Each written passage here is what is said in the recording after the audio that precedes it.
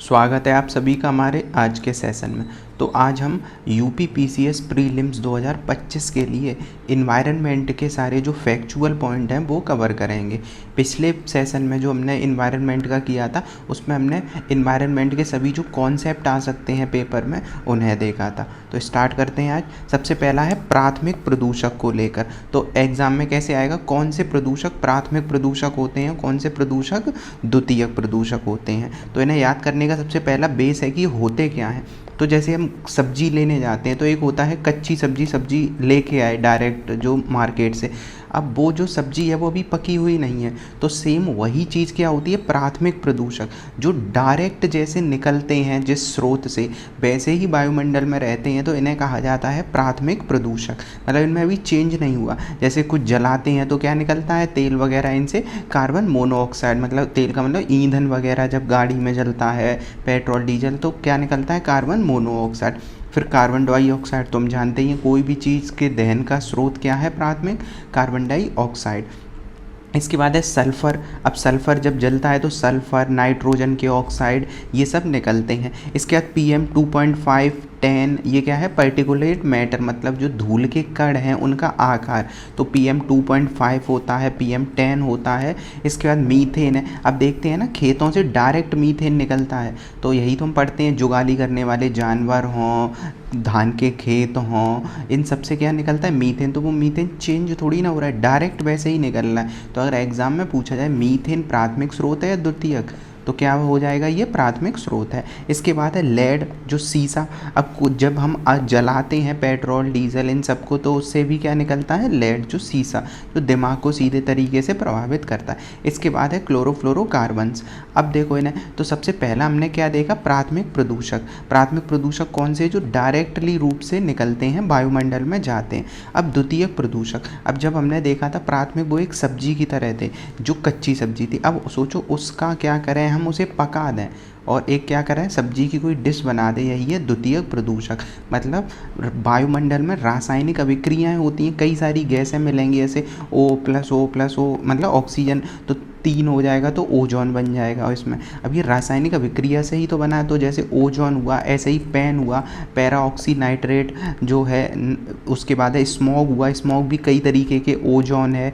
जो कौन सी ओजोन है, बेड ओजोन, जो पृथ्वी के वायुमंडल के निचले भागों में पाई जाती है, उससे और अन्य गैसों से स्मॉग बनता है। सल्फ्यूरिक अम्ल है, उसके बाद नाइट्रिक अम्ल है, और जो ऑर्गेनिक एरोसॉल्स हैं। अब इन सबको अगर हम देखेंगे तो ये कौन से अम्ल बनेंगे, जो HNO3 है, H2SO4 है, ये द्वितीयक प्रदूषक हैं। तो कन्फ्यूज हम ओजोन में हो सकते हैं कि ओजोन प्राथमिक है कि द्वितीयक है। तो ओजोन द्वितीयक प्रदूषक है। ओजोन डायरेक्टली कहीं से नहीं निकलता, ओजोन बनता है। ऐसे ही पैन, फोटोकेमिकल, इसमें नाम ही आ गया, केमिकल वाला स्मॉग है।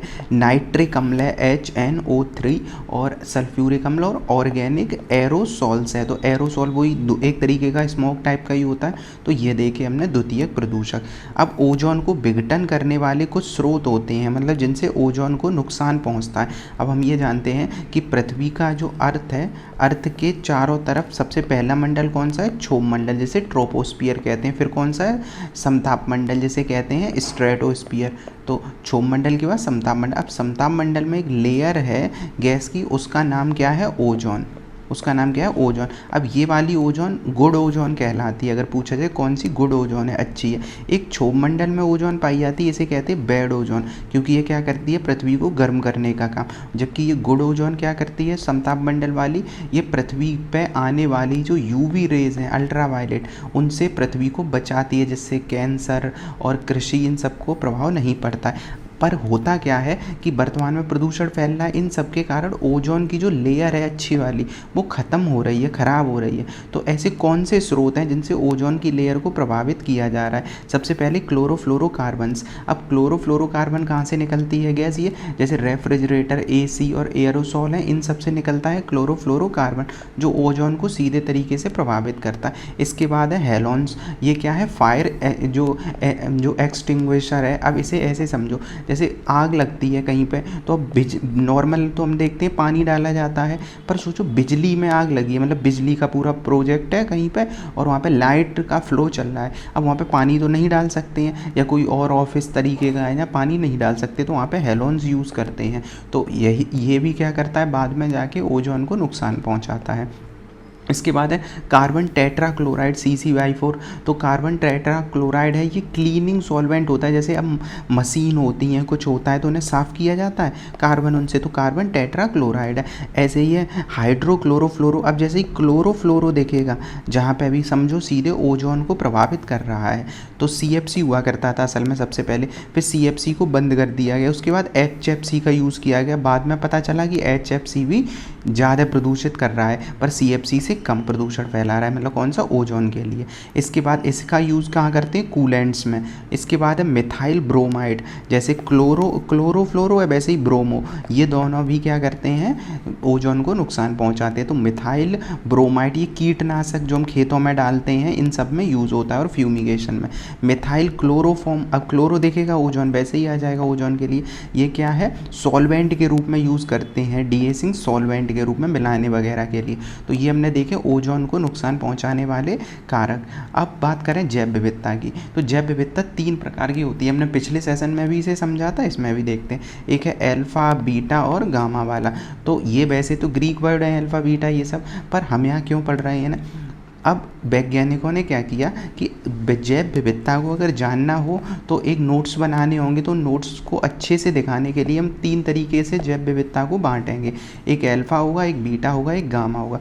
अब इसे समझने के लिए एक आसान एग्जाम्पल लेते हैं। मान लो हम एग्जाम्पल लेते हैं दिल्ली का, कि दिल्ली में कोई एक एरिया है, एक मोहल्ला है, इसमें विविधता कई सारी हो सकती है। हो सकता है कई सारे यहाँ पे पेड़ पौधे हों, जीव हों, और कई सारे अन्य तरीके की विविधताएं हों। तो पेड़ पौधे, जीव जंतु, पशु पक्षी, ये सारे हो सकते हैं। तो एक मोहल्ले की जब हमने विविधता देखी, तो यही क्या हो गया, अल्फा विविधता।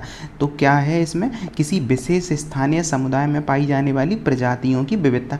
अब एक मोहल्ले में कई तरीके के पेड़, जीव जंतु हो सकते हैं, पर सोचो हमने दिल्ली के 2 मोहल्लों को लिया, 2 एरिया को ले लिया। अब दोनों एरिया की हम तुलना करें, इसमें हमने देखा A प्रकार के पक्षी पाए जा रहे थे, इसमें A के साथ साथ B प्रकार के भी पाए जा रहे, इसमें C प्रकार के वृक्ष पाए जा रहे हैं, इसमें D प्रकार के वृक्ष पाए जा रहे हैं, या C भी पाए जा रहे हैं। तो हम जो तुलना कर रहे हैं, अब इस तुलना में जितना अंतर होगा, समझो बीटा विविधता उतनी ज़्यादा होगी। अगर सेम पाए जा रहे हैं तो कोई विविधता है ही नहीं है। यहाँ पे भी A तरीके के जीव जंतु, पेड़ पौधे यहाँ पे भी है, तो विविधता नहीं होगी या कम होगी। पर बीटा विविधता ज़्यादा कब होगी, जब दोनों एरिया में तुलनात्मक रूप से अलग अलग प्रकार के जीव जंतु पाए जाएंगे। तो हमने देखा, एक मोहल्ले की बात करेंगे अल्फा, 2 मोहल्ले की बात करेंगे बीटा। गामा क्या है, फिर पूरी दिल्ली को ले लो और दिल्ली में पाई जाने वाली विविधता पूरे सभी एरिया का, उसे एक साथ लिख के डॉक्यूमेंट बना दो, तो यही क्या हो जाएगा, गामा विविधता।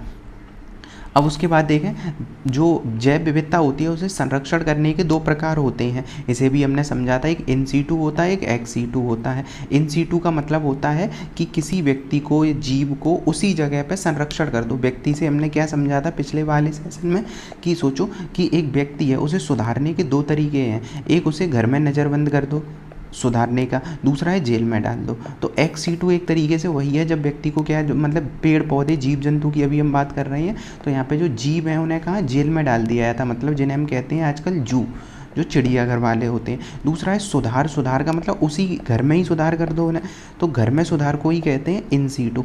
अब इन यहाँ पे जीवों को उनके घर में रखा जाता है। और वहीं जैसे नेशनल पार्क, अब नेशनल पार्क तो कहीं उठा के ले नहीं जा सकते हैं, तो नेशनल पार्क में जो जीव जंतु पाए जाते हैं, जो कोर एरिया होता है, वहीं उनका संरक्षण कर दिया जाता है। जैसे कोई नहीं जाएगा, कोई शिकार नहीं करेगा, कोई नुकसान नहीं पहुँचाएगा, प्रदूषण नहीं होगा, रोड नहीं बनेगी, तो ये हो गए। इसके बाद वन्य जीव अभ्यारण्य, बायोस्फीयर रिजर्व, पवित्र वन क्या होते हैं, जैसे हम जब बिरसा मुंडा और ये सब विद्रोह पढ़ते हैं, तो हम जानते हैं कि जीव जो जनजातियाँ होती हैं वो पेड़ पौधों की पूजा करती हैं, और उन्हीं को जब संरक्षण किया जाता है तो वही क्या कहलाते हैं, पवित्र वन या संरक्षित वन क्षेत्र।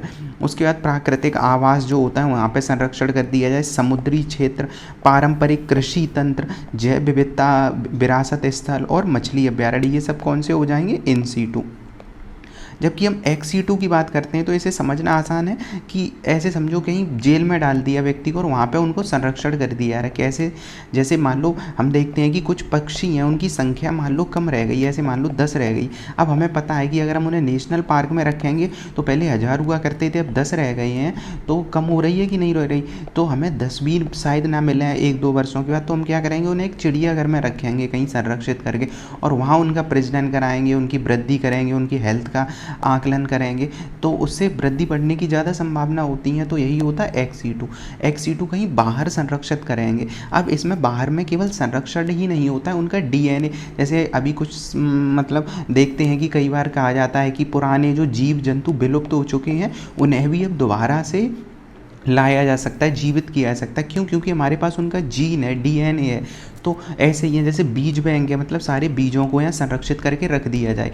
जीन है, जीन को, परागकण को संरक्षित करके रख दिया जाए। टिश्यू, अब जैसे जीन है वैसे ही टिश्यू, भ्रूण संरक्षण है, कृत्रिम निषेचन है, ये सब कहाँ है? बाहर होते हैं। इनमें सबसे जो मेन है वो है वनस्पति उद्यान, जो इसे हम कहते हैं बॉटेनिकल गार्डन। जब नोएडा वगैरह जाते हैं तो सुनते हैं ना बॉटेनिकल गार्डन, यहाँ क्या होता है, पेड़ पौधों को संरक्षित किया जाता है अलग से जगह बना के। तो ये वाली चीज़, बाकी तो बैंक देखेगा ना, ये वाली चीज़ें जैसे क्लोनिंग है, क्लोनिंग तो कहीं बाहर ही होगी ना, तो ये सारी चीज़ें यहाँ पे याद रखना है। बैंक वाला देखे तो समझ लेना वो क्या चीज़ है, वो XC2 ही है। अब एक कंफ्यूजिंग सा टॉपिक आता है, इसे कहते हैं ऊर्जा संसाधन। बहुत आसान है पढ़ने में पर उतना ही कंफ्यूजिंग है एग्ज़ाम के लिए। मतलब जब ऑप्शन की बात करते हैं तो इसमें दो तरीके की हम पहले समझेंगे इसे। एक होता है अनवीकरणीय संसाधन और एक होता है नवीकरणीय संसाधन। एक होता है परंपरागत स्रोत और एक होता है गैर परंपरागत स्रोत। तो इन्हें समझते हैं। अनवीकरणीय का मतलब है वे चीज़ें जो खर्च हो जाएं, वो चीज़ें जो खर्च हो जाएं। ऐसे समझो हमारे पास हमारे दादाजी या किसी का 1 रुपए का भरा एक तिजोरी रखी है। अब वो तिजोरी जो रखी है उसमें रुपए रखे हैं पहले से ही। अब वो रुपए अगर हम खर्च करेंगे तो ये तिजोरी अपने आप से तो भर नहीं जाएगी, क्योंकि दादाजी ने जो किसी ने दी है वो अगर तिजोरी, तो वो अब दोबारा सुध तो देने आएंगे नहीं। तो यही क्या होगा, अनवीकरणीय, मतलब वो तिजोरी दोबारा नहीं भरेगी। अब इसे कैसे समझें, पहले हजारों लाखों करोड़ों साल पहले जो जीव जंतु मरे, पेड़ पौधों का विनाश हुआ, अब वो पृथ्वी के अंदर दफन हो गए और उन्हीं से कोयला, पेट्रोल, सोना, चांदी, लोहा, मतलब जो भी चीज़ें खनिज बने ये सारे टाइम में बने हैं ना। मेनली क्या है, हम पेट्रोल गैस देखते हैं, सेल गैस, ये सब क्या है, अनवीकरणीय, मतलब दोबारा नहीं बनेगा। इनमें दूसरा देखें नवीकरणीय। अब नवीकरणीय क्या है, ऐसे समझो ये हमारी क्या है, सैलरी है, जो कब आती है, मंथली आती है। अब सैलरी मंथली आ रही है तो ये क्या है, ये हर महीने रिन्यू हो जाएगी। तो यही क्या है, नवीकरणीय ऊर्जा स्रोत जो रिन्यू होते चले जाएंगे। इसके बाद अगर हम देखें परंपरागत स्रोत, परंपरागत स्रोत, अब यहाँ पे हमने क्या देखा था, रुपए देखे थे। अब परंपरागत स्रोत में अगर हम देखें तो रुपए खर्च करने का एक तरीका हुआ करता था, पहले कैश चलते थे। तो पहले इंसान क्या करता था, कैश में रुपए देता था या मुद्रा के रूप में, जैसे वस्तु विनिमय और ये सब करता था। तो ये परंपरागत स्रोत हो गए, मतलब जो परंपरागत से यूज़ करते आए हैं। पर आजकल क्या चल रहा है, आजकल चल रहा है फ़ोन पे, UPI। तो UPI ये क्या हो गया, गैर परंपरागत, मतलब ये सदियों से चले आ रहे हैं। मतलब सदियों का मतलब एग्जैक्टली जो हम कहते हैं वो 1750 से ज़्यादातर वैज्ञानिक जोड़ते हैं। क्यों? क्योंकि इस टाइम औद्योगिकरण हुआ था, तो वहाँ के आसपास से ये चीज़ें चली आ रही हैं, उससे पहले भी। गैर परंपरागत ये जो पिछले लगभग 100 वर्षों में या उससे भी कम में जो नए डेवलप ऊर्जा स्रोत हुए हैं, तो ये क्या है, गैर परंपरागत ऊर्जा स्रोत, जैसे UPI से समझ सकते हैं। तो ये हमने समझा। अब इनमें क्या क्वेश्चन आ सकता है, जैसे नवीकरणीय, अनवीकरणीय देखें जो खत्म हो जाएंगे, तो पेट्रोल, डीजल, कोयला, प्राकृतिक गैस, सेल गैस, इन सबको हम समझ सकते हैं खत्म होंगे ही, दोबारा नहीं हो सकते, कंफ्यूज कोई होता नहीं है इसमें। सेल गैस भी आसान ही है, सेल मतलब पत्थर से यूज़ करो। तो जैसे पहाड़ पर्वत वाली जगह होती है, वहाँ पे ज़मीन में क्या होता है, ज़मीन के अंदर भी तो पत्थर चट्टानें होती, उन चट्टानों में क्या होता है, गैसें बीच में दबी हुई होती हैं चट्टानों के बीच में, उसे कहते हैं सेल गैस। अमेरिका इसके सबसे ज़्यादा उत्पादन करता है। अब देखें, एक में कंफ्यूज होंगे, अनवीकरणीय में परमाणुवी ऊर्जा, नवीकरणीय ऊर्जा नहीं है, परमाणुवी ऊर्जा, अनवीकरणीय ऊर्जा, ये याद रखना। क्यों? क्योंकि परमाणुवी में क्या यूज होता है, यूरेनियम। यूरेनियम एक खनिज है और खनिज अनलिमिटेड नहीं होते हैं, तो ये यहाँ पे याद रखना है, परमाणुवी ऊर्जा है, ये नवीकरणीय ऊर्जा नहीं है, ये रिन्यू नहीं हो सकता है। अब नवीकरणीय ऊर्जा की बात करें, जो कभी ख़त्म नहीं होंगे, मतलब हमारी सैलरी है एक तरीके से, मंथली आती रहेगी, तो ये क्या है, पवन ऊर्जा, सौर ऊर्जा, ऐसा तो है नहीं हवा चलना बंद हो जाएगी, सूर्य का प्रकाश अभी बंद हुआ जा रहा है या जल बहना बंद हो जा रहा है। उसके बाद है बायोगैस। बायोगैस मतलब कचरा, तो जब तक जीव हैं, जंतु हैं, मानव है, तब तक कचरा भी ख़त्म नहीं होगा। कचरा ख़त्म हो सकता है नहीं जब तक मानव है। तो ये भी क्या है, नवीकरणीय है, मतलब नवीन होता रहेगा कचरा। भूतापी ऊर्जा, ज़मीन से निकलने वाला जो पानी होता है, गर्म पानी, उसका यूज़ करते हैं, उसकी एनर्जी यूज़ करते हैं। ज्वारी ऊर्जा, अब समुद्र में ज्वार भाटा आना बंद थोड़ी ना हो जाएंगे। समुद्री तापीय ऊर्जा, जो तापीय विषमताएँ पाई जाती हैं उससे एनर्जी बनाई जाती, ये सब क्या है, नवीकरणीय, मतलब ये ख़त्म नहीं होंगे। अब देखें परंपरागत स्रोत। परंपरागत स्रोत में क्या है, जो हम परंपरा से है, कई सौ सालों से यूज़ करते आ रहे हैं, मतलब 1750 या उससे पहले भी, जैसे कोयला, लिग्नाइट। अब कोयला का यूज़ तो इंसान हज़ारों सालों से करता आ रहा है। ऐसे ये पेट्रोलियम, प्राकृतिक गैस, ये भी हम जब इंडस्ट्रियलाइजेशन हुआ उसके बाद कुछ सालों के बाद से हम पेट्रोल, प्राकृतिक गैस का यूज़ करते आए हैं। लकड़ी का तो हम हमेशा से ही करते आए हैं। पशु अवशिष्ट, गोबर वगैरह, इससे भी हम परंपरागत रूप से यूज़ करते हैं आए। जल विद्युत, अब इसमें कंफ्यूज हो सकता है क्योंकि जल विद्युत को हमने नवीकरणीय देखा था। जल विद्युत रिन्यू होता रहता है क्योंकि जल तो ख़त्म होगा नहीं, पर जल विद्युत परंपरागत स्रोत है। अब परंपरागत स्रोत कैसे, क्योंकि बांध बना के पानी को रोकना और उसका यूज़ करना, ये अभी से थोड़ी ना, ये तो पहले समय से ही होता आ रहा है कि बांध बना दिया और उससे बिजली बना दी गई, तो ये अभी का नहीं है, पुराना है। तो याद रखना, ऐसा स्रोत अगर क्वेश्चन में पूछा जाए जो नवीकरणीय होते हुए भी परंपरागत है, क्योंकि जो हम परंपरागत स्रोत देखते हैं ज़्यादातर अनवीकरणीय हैं, पर जो जल विद्युत है ये परंपरागत के साथ साथ नवीकरणीय भी है, तो ये यहाँ पे यूज़ करना है। उसके बाद अगर हम देखें गैर परंपरागत स्रोत, मतलब जो कुछ पिछले 100 वर्षों में यूज़ किया है, जैसे सौर ऊर्जा। पहले यूज़ सौर ऊर्जा का ऐसे बिजली बनाने में थोड़ी ना यूज़ होता था, ऐसे ही पवन ऊर्जा है, जैव गैस है, भूतापी ऊर्जा है, ये सब नई तकनीकों के माध्यम से बनाया गया है, तो ये सब चीज़ें याद रखना। अब यहाँ पर फिर एक कन्फ्यूजन आएगा। अब जैसे अनवीकरणीय ऊर्जा ज़्यादातर परंपरागत हुआ करती थी, पर जल विद्युत जो नवीकरणीय ऊर्जा थी वो कैसी थी, वो परंपरागत स्रोत हो गया था क्योंकि हम उसे पहले से यूज़ करते आ रहे थे। वैसे ये कन्फ्यूजन होगा, अनवीकरणीय ऊर्जा का स्रोत क्या है, परमाणु, पर ये गैर परंपरागत है क्योंकि परमाणु ऊर्जा न्यूक्लियर एनर्जी द्वितीय विश्व युद्ध के बाद इस पर स्टार्ट हुआ था, तो द्वितीय विश्व युद्ध के टाइम नवीकरणीय ऊर्जा और इन पर खोज हुई थी, तो ये क्या है, गैर परंपरागत है, मतलब ये 1750 और उससे पहले से यूज़ नहीं हो रहे थे, ये अभी यूज़ हुआ है न्यूक्लियर एनर्जी। बाकी सारी चीज़ें क्या है, गैर परंपरागत हैं। जैसे अब समुद्री तरंग ऊर्जा है, तो तरंग ऊर्जा का यूज़ पहले से नहीं हो रहा था, ये अब होने लगा है। ज्वार भाटा से ऊर्जा, ये हज़ारों सालों से नहीं हो रहा था, तो ये देखा हमने। इसके बाद है प्रदूषण और उनसे प्रभावित अंग। तो जो वायु में प्रदूषण होते हैं उनसे कौन सा शरीर का अंग प्रभावित होता है, जैसे धूल, एस्बेस्टस, धूल से फेफड़े में ही जाएगा तो फेफड़े प्रभावित होंगे। सीसा से नर्वस सिस्टम, मतलब जो दिमाग होता है, सिस्टम होता है हमारा नर्वस सिस्टम, तंत्रिका तंत्र, वो प्रभावित होता है शीशे से। कार्बन मोनोऑक्साइड, ये कहाँ जाता है, हीमोग्लोबिन में, और हीमोग्लोबिन ऑक्सीजन को ले जाता है और इससे शरीर को एनर्जी मिलती है। पर हीमोग्लोबिन के साथ कार्बन जब मोनोऑक्साइड क्रिया करता है तो ऑक्सीजन की क्षमता को कम कर देता है।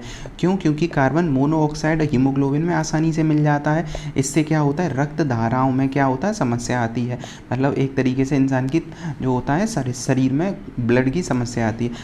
पारा होता है उदर मतलब पेट, तो पारा जो होता है वो प्रभावित करता है पेट को। उसके बाद है फ्लोराइड प्रभावित करता है शरीर में जो हमारे दांत होते हैं, हड्डियाँ होती हैं, उसे। अब ओजोन क्षयकारी, दो अधिनियम देखते हैं। ओजोन क्षयकारी पदार्थों के नियमन के लिए भारत में सन 2000 में क्या आया था, एक अधिनियम आया था। तो अगर पूछा जाए ओजोन के लिए नियंत्रण के लिए भारत में कब नियम आया, सन 2000 में आया। ऐसे ही जैव विविधता अधिनियम भारत में कब आया, सन 2002 में आया था। ये इंपॉर्टेंट है, जैव विविधता अधिनियम 2002 का। बाकी हमने देख ही लिए नवीकरणीय गैर पारंपरिक ऊर्जा स्रोत। अब इसमें नवीकरणीय है मतलब सौर ऊर्जा, पवन ऊर्जा, जल विद्युत ऊर्जा, जल विद्युत है ना, नवीन होता चला जाएगा। बायोगैस, भूतापी ऊर्जा, कचरे और ज्वारी ऊर्जा, तो ये सब क्या है, नवीकरणीय ऊर्जा है। इसके बाद भारत में अब रामसर साइट देंगे 5 जून तक। 5 जून तक का क्या मतलब है, अभी आज तो 18 सितंबर है, पर 5 जून तक लास्ट अपडेट हुआ था, उसके बाद से अभी कोई नए नहीं जोड़े हैं। अभी कितनी संख्या है आज तक की डेट में, 91 रामसर साइट्स हैं। अब उत्तर प्रदेश का पूछा जा सकता है क्योंकि एग्ज़ाम हमें कौन सा देना है, यूपी PCS वाला, तो उत्तर प्रदेश में ये पूछा जा सकता है कौन सा रामसर साइट्स है, कौन सा नहीं है। और रामसर साइट भारत में 91 है, पर सबसे ज़्यादा किस में है, तमिलनाडु में, कितने, 20। दूसरे नंबर पे किस पे हैं, उत्तर प्रदेश में कितने, 10। तो उन 10 को देखते हैं। सबसे ऊपर है ऊपरी गंगा नदी वाला, जो अपर गंगा नदी पे कहलाते हैं ब्रज घाट से नरौरा। तो ऊपरी वाला है वो वाला पहला रामसर साइट। इसके बाद है समान पक्षी विहार, उसके बाद है सरसई नावर, सांडी पक्षी विहार हरदोई, उसके बाद है नवाबगंज पक्षी विहार, समसपुर रायबरेली में, पार्वती अरगा ये किस में, गोंडा में, सूर सरोवर कीठम झील कहाँ है, आगरा में है, और हैदरपुर वेटलैंड और बखीरा ये कहाँ है, संत कबीर नगर में। तो ये हमने देखे 10 जो उत्तर प्रदेश के। इसके बाद है कुछ नेशनल पार्क हैं जो ज़्यादा आते हैं, ज़्यादा का मतलब यहाँ कन्फ्यूज हो सकता है। तो देखो भारत के नेशनल पार्क हम हमेशा से पढ़ रहे होते हैं तो ज़्यादातर याद होते हैं, मतलब भारत का मतलब जो उत्तर में दक्षिण में ये वाले। दिक्कत आती है कभी कभी अंडमान निकोबार में या कुछ में जहाँ पे कन्फ्यूज होता है, तो उन्हें देख लेते हैं। जैसे अंडमान निकोबार में अगर हम जाएंगे तो इस साइड क्या है, कुछ नेशनल पार्क पढ़ेंगे। तो पहला है कैंप बेल। तो ऐसे याद करो, यहाँ से इंसान घूमने जाएगा यहाँ पे और यहाँ पे क्या लगाएगा, कैंप लगाएगा, तो कैंप बे। इसके बाद है गैलाथिया है, ये पूरा एरिया पानी का है तो पानी एरिया को गला देगा, गैलाथिया है। तो उसके बाद महात्मा गांधी नाम से नेशनल पार्क कहाँ है, यहाँ पे अंडमान निकोबार में। ऐसे याद करो, महात्मा गांधी शांति चाहते थे तो यहाँ पे पूरा एरिया खाली है, अकेला है तो शांति वाला।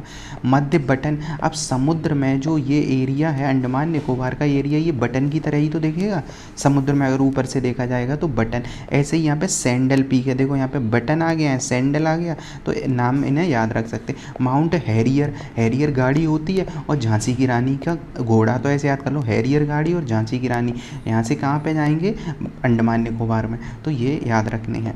इसके बाद बात करें कुछ नेशनल पार्क अन्य जो भारत के जहाँ पे थोड़ा कंफ्यूज हो सकते हैं, क्योंकि जो साधारण होते हैं वो सबको याद रहते हैं, जो थोड़े कंफ्यूजिंग होते हैं उन्हें याद रखना। जैसे दची गांव कहाँ है, जम्मू कश्मीर में। अब जम्मू कश्मीर में एरिया में पहाड़ वाले एरिया हैं तो ऐसे याद कर सकते हैं, दो चीज़ ज़्यादा लगती हैं, जैसे मतलब वो ब्रेकर है तो दची गांव जम्मू कश्मीर।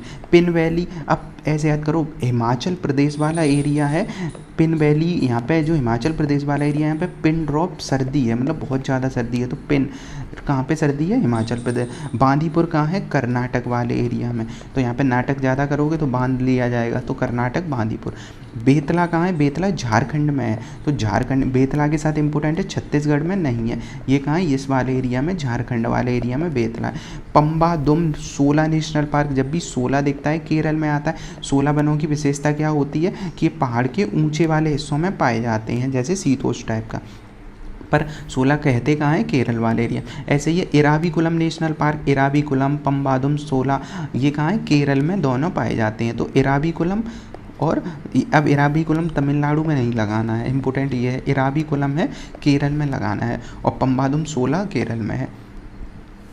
अब कुछ एक टर्म आती है जैव निम्नीकरण, हर बार पूछा जाता है कि एक पदार्थ देगा पेपर में कि ये निम्नीकृत है कि अनिम्नीकृत है। तो देखो जैव निम्नीकृत का मतलब है ऐसे प्रदूषक जो टूट जाएं जल्दी, मतलब जिनके कार्बन का जो बॉन्ड हो वो थोड़ा कैसा होता है, कमज़ोर होता है, तो उन्हें अपघटकों के द्वारा आसानी से तोड़ दिया जाता है, तो इनका अपघटन आसानी से। एक होता है जैव अनिम्नीकृत, जिनके कार्बन बॉन्ड बहुत जटिल होते हैं और उन्हें तोड़ा नहीं जा सकता, जैसे प्लास्टिक।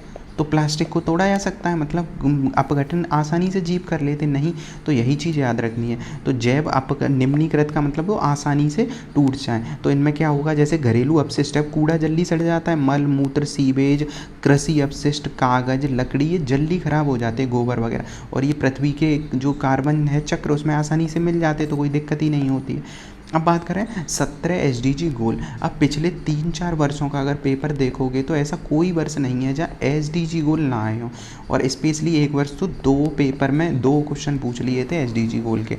अब पूछता कैसे, 2 तरीके से।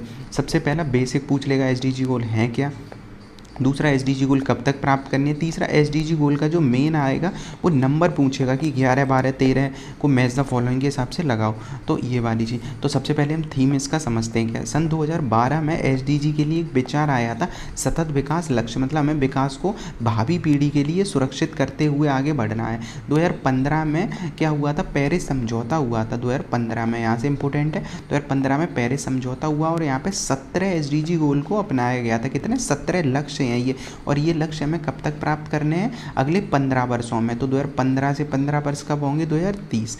अब SDG गोलों को याद करते हैं। सबसे पहला है गरीबी, भुखमरी, स्वास्थ्य, शिक्षा। ये शुरू के 4 हैं, 17 के 17 याद होने चाहिए ये। तो सबसे पहला है गरीबी, दूसरा है भुखमरी, तीसरा है स्वास्थ्य। तो 3 याद हो सकते हैं, अगर गरीब होगा तो भुखमरी होगा और उसका स्वास्थ्य खराब हो जाएगा।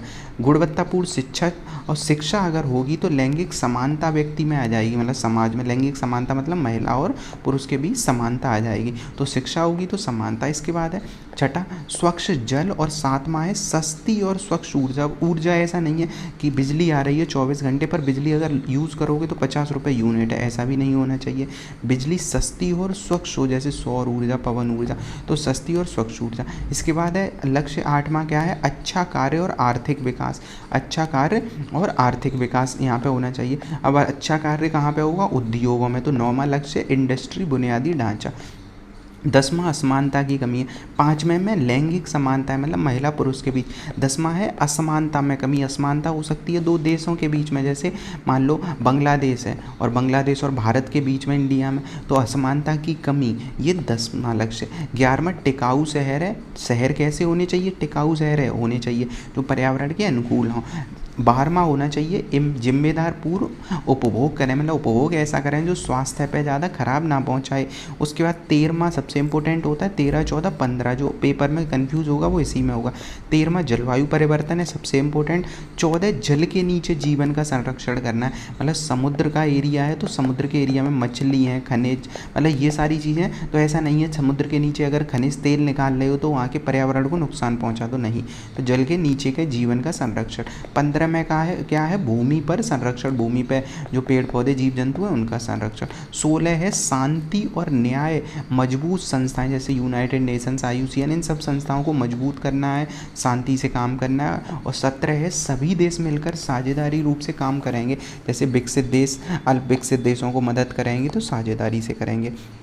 अब बात करें, कुछ शब्दावली एग्जाम में हमेशा आती है कि किस वैज्ञानिक ने कौन सा वर्ड दिया। तो जब हम बायोडाइवर्सिटी की बात करते हैं, जैव विविधता की, तो विविधता रोज रोज तो बनती नहीं है, तो रोसेन ने दिया था, विविधता का रोसेन ने दिया। इसके बाद है इको सिस्टम। सिस्टम हैक हो गया है तो वो सिस्टम में क्या होता है? इकोलॉजी वाला याद करना है, बायोलॉजी। ये जैसे बायोलॉजी पढ़ो, इकोलॉजी पढ़ो, इतनी लॉजी है कि इंसान का दिमाग कैसा हो जाता है? हैक हो जाता है। पर जब सिस्टम की बात करते हैं तो सिस्टम का है तांसले, तो इनका याद क्या करना है? इकोसिस्टम का टांसले है, तो AG टांसले याद करना है। उसके बाद है मोनोक्लाइमेक्स थ्योरी। मोनोक्लाइमेक्स थ्योरी का मतलब है कि जीव, जैसे कहीं पे मानव का मतलब जीव जंतु या पर्यावरण का विकास होता है, जैसे पहले कुछ नहीं था, फिर धीमे धीमे वहाँ पे पर्यावरण डेवलप हुआ, सारी चीज़ें डेवलप हुई, तो लास्ट में पर एक क्लाइमैक्स आता है। तो मोनोक्लाइमेक्स थ्योरी दिया था जो है फैकलमैंट्स ने। तो ये फैक्ट से याद कर लो, क्लाइमैक्स कब आएगा? क्लाइमैक्स कब आएगा? जब फैक्ट याद होंगे, तो फैकलमैंट्स ने। उसके बाद हॉट स्पॉट। हॉट स्पॉट दिया था नॉर्मन मायर्स ने। जो हॉट स्पॉट की अवधारणा किसने दी थी? नॉर्मन मायर्स ने। इसके बाद है भारत में प्राकृतिक विश्व धरोहर स्थल, जैसे काजीरंगा। काजीरंगा कहाँ पे है? असम में है, याद रखना है, काजीरंगा असम में। वन हॉर्न राइनो के लिए जाना जाता है, एक सींग वाले गैंडे के लिए। मानस, काजीरंगा दोनों असम में। केवलादेव फेमस है राजस्थान का। सुंदरवन कहाँ पे है? नेशनल पार्क, ये पश्चिम बंगाल में है, जो कि अपने मैंग्रोव वनों के लिए जाना जाता है। नंदा देवी सबको याद होता है, उत्तराखंड में फूलों की घाटी। पश्चिमी घाट में केरल, तमिलनाडु, कर्नाटक, गोवा, महाराष्ट्र, गुजरात, ये सब आते हैं। ग्रेट हिमालयन हिमाचल प्रदेश में है नेशनल पार्क। इसके बाद कुछ दिवस आते हैं जो इम्पोर्टेंट रहते हैं, जैसे तम्बाकू निरोध दिवस 31 मई को है, तम्बाकू का निरोध दिवस। शौचालय दिवस है 19 नवंबर को। भी ये क्यों इम्पोर्टेंट है विश्व वाले? क्योंकि सरकार ODEP चला रही है, मतलब जो ओपन डेफिकेशन फ्री, ODF, खुले में शौच से मुक्ति। तो ये आ सकता है कि 19 नवंबर को मनाया था। विश्व वानिकी दिवस। वानिकी दिवस है 21 मार्च को। तो 21 मार्च को क्या है? विश्व वानिकी दिवस। मार्च निकालेंगे वन को संरक्षण करने के लिए। ओजोन 16 सितंबर, अभी BPSC का एग्ज़ाम हुआ है उसमें भी आया। और अगर दिवस आता है पर्यावरण से तो ज़्यादातर रिपीट सेम ही हो जाता है, तो सबको ये याद भी रहता है। इसके बाद है पृथ्वी दिवस, 22 अप्रैल को मनाया जाता है पृथ्वी दिवस। इसके बाद आर्द्रभूमि दिवस 2 फरवरी को है। और अंतर्राष्ट्रीय बाघ वाला दिवस, टाइगर वाला, ये 29 जुलाई को मनाया जाता है। अब कुछ संस्थान देखते हैं। अब जो मेन सबसे संस्थान है भारत में पर्यावरण के लिए वो ये है, भारतीय वन्य प्राणी संस्थान। ये कहाँ पे? देहरादून में वन्य प्राणी संस्थान। तो याद रखना वन्य प्राणी, तो वन के प्राणी देखने के लिए हिमालय की तरफ जाओगे तो देहरादून में जाना पड़ेगा। इसके बाद मतलब दून में दूर जाना पड़ेगा वन्य प्राणी देखने। पर जब मैनेजमेंट की बात करते हैं, वन्य प्रबंधन, तो मैनेजमेंट कहाँ से हो रहा है? भोपाल से। इसके बाद है हिमालय पर्यावरण और विकास संस्थान अल्मोड़ा में है। तो अल्मोड़ा चूँकि हिमालय वाला एरिया तो हो गया, हिमालय पर्यावरण के लिए अल्मोड़ा में। पारिस्थितिकीय विज्ञान केंद्र कहाँ पे? बेंगलोर में। विज्ञान पढ़ के लोग बेंगलोर में जॉब करने जाते हैं तो पारिस्थितिकी का विज्ञान केंद्र भी यहीं बना दिया। शुष्क क्षेत्र अनुसंधान वाला, तो शुष्क के लिए जोर देना पड़ेगा, तो जोधपुर वाले एरिया में शुष्क क्षेत्र को अच्छा करने के लिए जोधपुर। इसके बाद है पर्यावरण से संबंधित सम्मेलन, जैसे पहला है क्योटो प्रोटोकॉल, 1997 में आया था और 2005 में ये अपनाया गया था क्योटो प्रोटोकॉल। किसके लिए? कार्बन क्रेडिट की अवधारणा लेके आया था। कार्बन क्रेडिट का मतलब होता है कि कार्बन को हम जितना खर्च करेंगे तो क्रेडिट मिलते हैं, तो ये वाली चीज़ है। ग्लोबल वार्मिंग के लिए मेन क्या याद रखना? Global warming. इसके बाद है स्टॉकहोम सम्मेलन। स्टॉकहोम सम्मेलन सबसे शुरुआती सम्मेलनों में हुआ करता था पर्यावरण का, और इसी के द्वारा 5 जून को विश्व पर्यावरण दिवस मनाए जाने की घोषणा की गई थी। कब हुआ था? स्टॉकहोम 1972 में। फिर आया था कार्टाजेना प्रोटोकॉल, जो सन 2000 से ही चर्चा में चल रहा था पर लागू हो पाया था 2003 में जाके।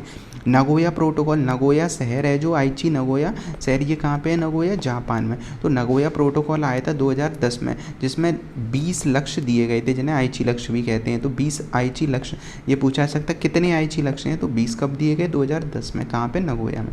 रियो 20, तो 1992 में क्या हुआ था? जो ब्राज़ील का रियो डी जेनेरियो शहर है वहाँ पे सम्मेलन हुआ था, जिसे हम क्या जानते हैं? पृथ्वी सम्मेलन, अर्थ समिट के नाम से। अब वही उसके 20 वर्ष पूरे हुए थे तो रियो +20 हो जाएगा, तो ये वाला याद रखना। इसके बाद भारत में कुछ पर्यावरण के लिए अधिनियम आए हैं और इनमें से भी क्वेश्चन हमेशा एक पूछा जाता है। सबसे पहला था वन्य जीव संरक्षण अधिनियम, इंपॉर्टेंट है वन्य जीव। यहाँ पे वन के जीव की बात कर रहे हैं, इसी वजह से 1973 में क्या आया था? प्रोजेक्ट टाइगर आ गया था, क्योंकि हम वन्य जीव के संरक्षण की बात करें। पर जब केवल वन संरक्षण की बात करते हैं तो 8 साल बाद आया वन संरक्षण पेड़ पौधों के लिए 1980 में। अब देखो, और वन्य जीव आया 72 में। अब वन्य जीव और इन सबको संरक्षण देने के लिए पानी को स्वच्छ करना होगा कि नहीं, तो जल प्रदूषण को नियंत्रित करने के लिए 1984 में आया था, और वायु प्रदूषण आया था 1981 में। तो जल के लिए 74 में और वायु के लिए 81 में आया था। अब प्रमुख प्रजातियों के प्रकार, कुछ प्रजातियों के प्रकार होते हैं, जैसे कीस्टोन प्रजाति, जो संख्या में तो कम होती है, महत्व तो ज़्यादा होता है, जैसे कि बाघ या बाज, ऐसी चीज़ें। तो बाघ कैसे? अब ऐसे सोचो, जंगल में बहुत सारे हिरण हैं और हिरण को अगर बाघ ना मारे तो हिरण जंगल जात की संख्या कैसी हो जाएगी? ज़्यादा हो जाएगी। पर जंगल में घास तो लिमिटेड ही है और हिरण सारी घास खा ले मान लो, तो घास कम होती चली जाएगी, कम होती, क्योंकि घास उस मात्रा में तो उगेगी नहीं। तो अन्य जो प्राणी हैं घास पर निर्भर, खरगोश भी घास खाता है और भी जानवर होते हैं, तो वो घास कम होती चली जाएगी, तो एक तरीके से पूरा पर्यावरण का विनाश हो जाएगा कि नहीं। मतलब बैलेंस बनाने के लिए बाघ को, हिरण को खाएगा बाघ, तो एक बैलेंस बनता है। तो ऐसी प्रजाति जो कीस्टोन होती, की है वो पर्यावरण को संतुलित रखने के लिए, तो उन्हें कहा जाता है कीस्टोन प्रजाति। संकेतक प्रजाति क्या होता है? जो परिवर्तन की सूचना दे देता है, ऐसे लाइकेन हुआ, ऐसो है। अब जल प्रदूषण, वायु प्रदूषण के लिए कुछ प्रजातियां होती हैं, वो बता देती हैं पहले से किस एरिया में जल प्रदूषण बढ़ रहा है, वायु प्रदूषण बढ़ रहा है, घट रहा है, तो वो उन्हें कहते हैं संकेतक प्रजाति। फिर होता है स्थानीय प्रजाति, सबसे आसान है, जिस क्षेत्र में जो प्रजाति पाई जाती है वो उसकी स्थानीय प्रजाति हो जाती है। जैसे पश्चिमी घाट में लॉइन टेल्ड मकैक पाया जाता है, मतलब एक ऐसा बंदर है जिसकी पूंछ शेर की तरह थोड़ी लंबी सी होती है, तो वो वहाँ की स्थानीय प्रजाति है। एलियन प्रजाति जो बाहर से आती है प्रजाति, एलियन प्रजाति कैसी? जो बाहर से आएगी, तो उसे कहेंगे एलियन प्रजाति। अब आजकल इसके खतरे भी बढ़ रहे हैं। खतरे कैसे? कभी कभी घास आ जाती है या कभी कभी मछली या कोई जीव आ जाता है और उस क्षेत्र की विविधता को ख़राब करता है। जैसे अपने यहाँ कुछ अच्छी भी चीज़ें होती हैं एलियन, जैसे चाय चाइना से आया, आलू पुर्तगाल से आया, तो ये एलियन ही तो था, बाहर से आया। अब 2 टर्म है जो इनमें कन्फ्यूज ज़्यादा होंगे, क्योंकि अभी जो हमने पढ़ा वो सब आसान वाली थी। जैसे एक है अम्ब्रेला और एक है फ्लैगशिप प्रजाति। अब देखो, जैसे कोई एक व्यक्ति है और उसके ऊपर ऐसे करके हमने छाता तान दिया है, मान लो छाता तान दिया ऊपर व्यक्ति के। अब यहाँ पे हो सकता है बड़ा सा छाता लगा दिया तो उसके, अब एक व्यक्ति की सुरक्षा हो रही है जल से, तो वहाँ पे और कोई खड़ा है तो उसकी भी हो जाएगी। तो अम्ब्रेला प्रजाति का मतलब होता है जब हम एक का संरक्षण करते हैं तो दूसरे का संरक्षण अपने आप हो जाता है। तो एक सींग वाला गैंडा हुआ, पांडा हुआ, टाइगर हुआ। अब जैसे टाइगर प्रोजेक्ट चल रहा है, अब प्रोजेक्ट टाइगर में क्या दूसरे जीवों को मार दिया जाएगा? नहीं, प्रोजेक्ट टाइगर के तहत वहाँ पे किसी को जाने नहीं दिया जाएगा, सारी सुरक्षा होगी। तो इससे हिरण होगा, दूसरे जीव होंगे, उनकी भी तो सुरक्षा हो जाएगी, वहाँ की देखभाल की जाएगी, बीमारियाँ ना फैलें, तो सारे जीवों को फ़ायदा मिलेगा। तो ये अम्ब्रेला प्रजाति हो गई, पूरे संरक्षण मिल जाता है पूरे तंत्र को। पर आता है फ्लैगशिप प्रजाति। अब फ्लैगशिप प्रजाति क्या होती है?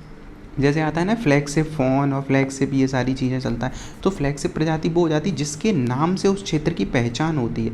जैसे अगर कभी कहा जाए कि सुंदरबन क्यों जाना जाता है, तो सुंदरबन का जैसे ही हमें याद आता है तो हमें मैंग्रोव वन याद आते हैं। पर चूंकि अभी हम प्रजातियों की बात कर रहे हैं तो हमें उस हिसाब से सोचना होगा। तो बंगाल टाइगर सुनते ही हमें सुंदरबन, मतलब सुंदरबन सुनेंगे तो वहाँ पे हम समझते हैं कि बंगाल टाइगर पाया था। ऐसे ही है कि हमें कंचनजंगा है या मानस है या असम, ये कहीं पे जब हम कोई एक विशेष, जैसे मान लो फूलों की घाटी है तो हमें फूलों की घाटी सुनते ही फूल याद आएंगे। तो उस क्षेत्र की विशेषता जिस जीव से होती है, जिस चीज़ से पहचान होती है, वही उसका फ्लैगशिप प्रजाति हुआ है। जैसे मणिपुर में केबुल लामजा हुआ है, तो यहाँ पे हम जानते हैं डांसिंग डियर पाई जाती है, जो फुमड़ी वाला जो है घास, तैरती घास होती है वहाँ पे वो पाई जाती है। तो अब वहाँ पे हमें पहले से पता चल जाता, तो यही होता है फ्लैगशिप प्रजाति। इसके बाद बात करें, भारत में 4 हॉटस्पॉट क्षेत्र हैं, पहले पढ़ ही चुके हैं। ऐसे क्षेत्र जहाँ पे कई सारी विविधताएं पाई जाती हैं जो उनकी विशेष होती हैं, और वहाँ पे 70% के आसपास और उससे भी ज़्यादा भी उनके एरिया को नुकसान पहुँच रहा हो, तो उनको क्या कह देते हैं? हॉटस्पॉट। भारत में 4 हैं। कैसा? पश्चिमी घाट, पूरा हिमालय वाला क्षेत्र, इंडो बर्मा वाला एरिया, और ये सुंडालैंड जिसमें निकोबार आता है, सुमात्रा, जावा, ये वाला एरिया था। तो 4 क्षेत्र हैं भारत में जो हॉटस्पॉट के क्षेत्र हैं। प्राथमिक प्रदूषक, द्वितीय प्रदूषक ये ऊपर पढ़ चुके हैं, ये तो ये हो गया। इसके बाद है अंडमान निकोबार में पाए जाने वाले, ये भी हमने कवर कर लिया है, Saddle Peak, Jhansi, Mount Harriet, मध्य बटन, महात्मा गांधी और गैलाथिया और कैंपवेल, ये हमने क्या किया? रिवीजन हो गया।